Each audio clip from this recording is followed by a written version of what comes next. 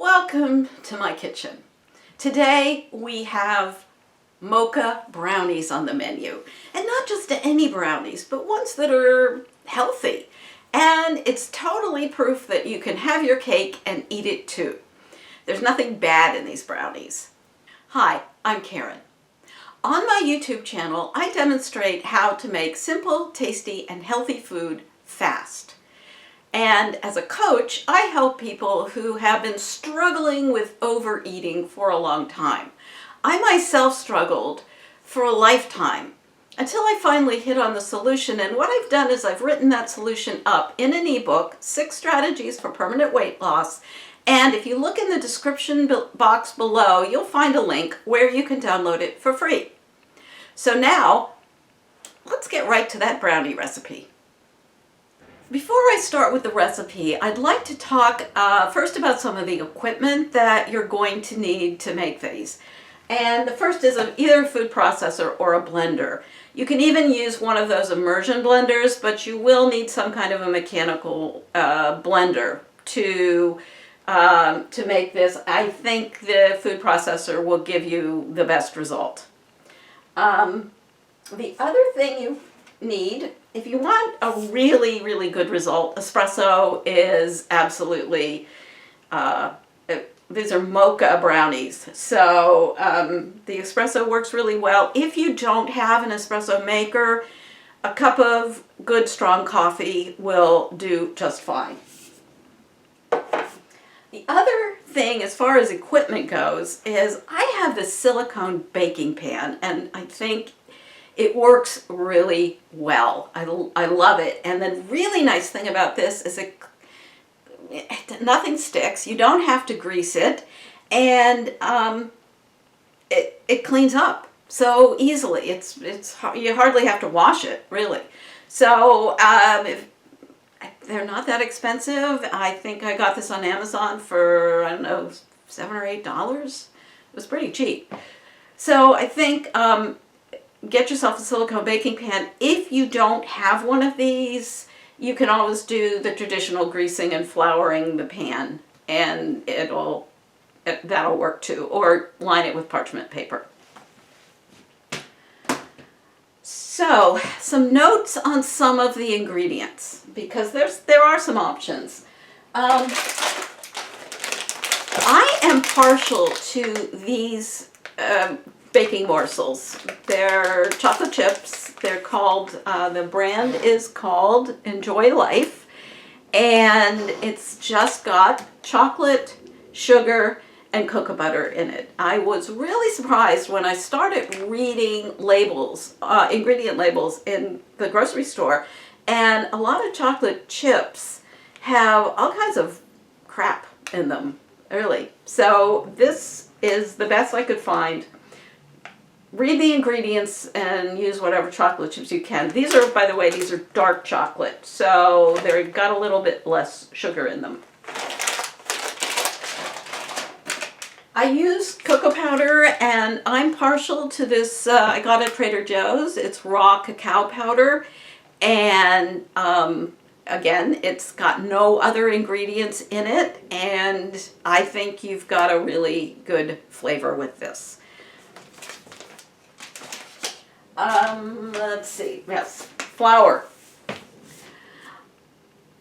According to Dr. Michael Greger at nutritionfacts.org, there is no need to give up gluten unless you actually have a problem with it. So, I've noticed that a lot of other brownie recipes like this, they're gluten-free. I think you get a better result with real flour. So, there are options. You can, if you have a problem with gluten, you can use oat flour, and you will get a decent result.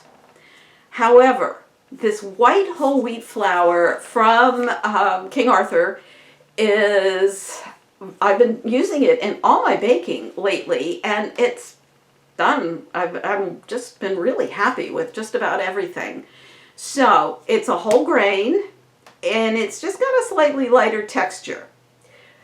If you don't have this available, if you can't find white whole wheat flour, half Regular whole wheat flour and half all-purpose flour will also give you an excellent result. So now, let's get to the recipe.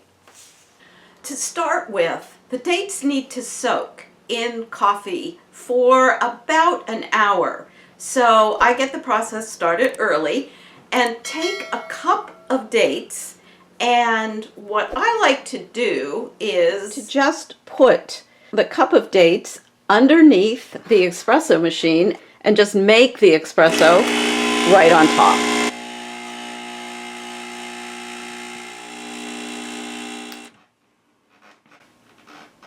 Let that soak for about an hour. So my dates and coffee have been soaking for an hour, and I am going to put this into my food processor along with a can of black beans that have been drained and rinsed. I'm also going to add a teaspoon of vanilla. For the moist ingredients, just puree them. This should be about the consistency you're looking for. Nice, pure, soft puree. Now, the next step is to get your dry ingredients together, and that's 2/3 of a cup of flour,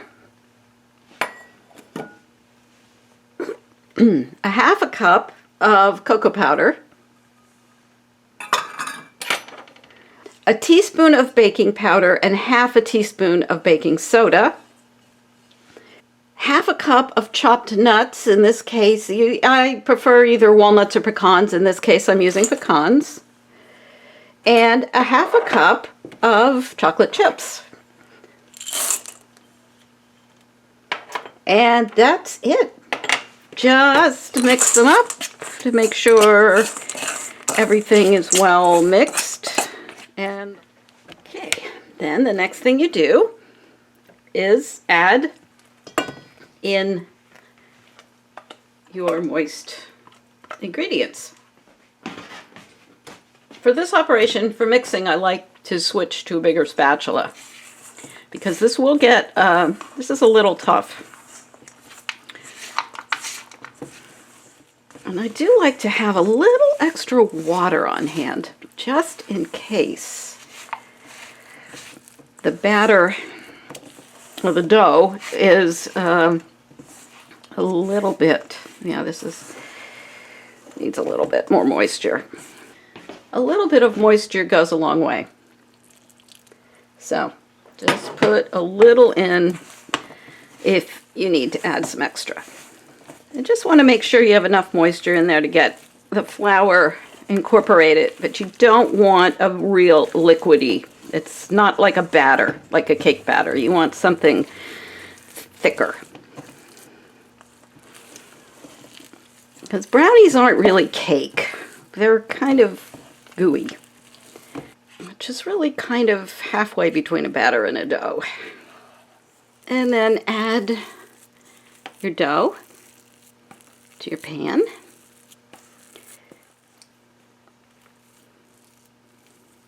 So the next thing, bake at 350 for 35 minutes. So I come downstairs to film cutting into these luscious brownies, and I discovered that a brownie thief had already cut a piece.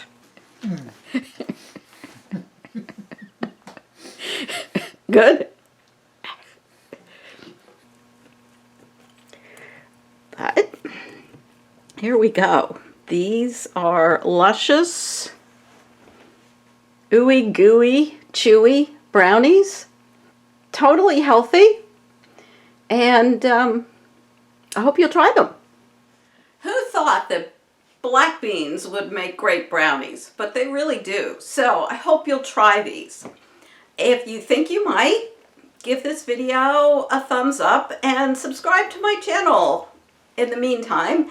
And you'll get more recipes similar to this. Thanks for watching.